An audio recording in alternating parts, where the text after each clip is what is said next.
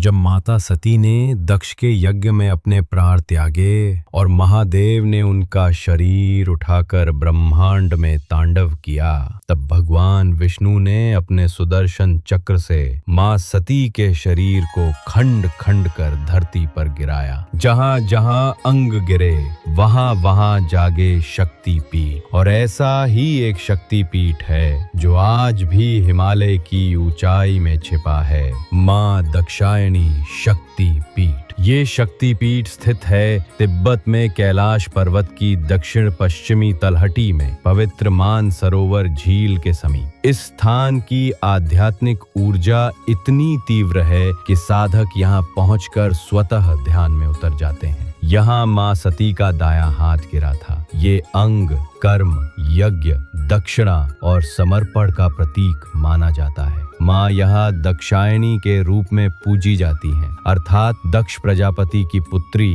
और महादेव की पत्नी। उनका स्वरूप तेजस्वी, शांत और तपस्विनी है। क्या विशेष है इस शक्तिपीठ में? ये स्थान सामान्य दर्शनार्थियों के लिए अत्यंत कठिन है। ये शक्तिपीठ विशेष रूप से योगियों और तांत्रिक साधकों के लिए सिद्ध स्थल है। यहाँ की साधना से आत्मबल, निर्णय शक्ति और कर्म सिद्धि प्राप्त होती है। यहाँ दूर होती हैं ये समस्याएं, जीवन में कर्म की असमर्थता, कार्यों में बाधाएं, पूजा, यज्ञ या व्रत में विघ्न, मन का असंतुलन और दिशा भ्रम, पूजा विधि और रहस्य। इस स्थान पर मानव निर्मित मंदिर नहीं बल्कि शिला स्वरूप में मां का ध्यान किया जाता है। साधक यहाँ जल, कुश और मंत्र से तांत्रिक पूजा करते हैं। मानसरोवर स्नान और मां को ध्यान से अर्पण ही सबसे श्रेष्ठ साधना मानी जाती है। मां के चमत्कार, यहाँ साधना करने से जीवन में निर्णय और दिशा स्पष्ट होती है। मां की कृपा से रुके हुए काम सिद्ध होते हैं। कई साधक मां के स्वप्न दर्शन का अनुभव करते हैं। तो ये था मां दक्षायणी शक्तिपीठ, जहाँ मां सती का दायां हाथ गिरा था कैलाश की गोद में, जहाँ कर्म, श्रद्धा और यज्ञ का संगम होता है। अगर आप मां की शक्ति यात्रा में हमारे साथ जुड़ना चाहते हैं तो जुड़े रहिए वेदलोक टेल्स के साथ। हर सप्ताह एक नया शक्तिपीठ, एक नई महाशक्ति की कथा।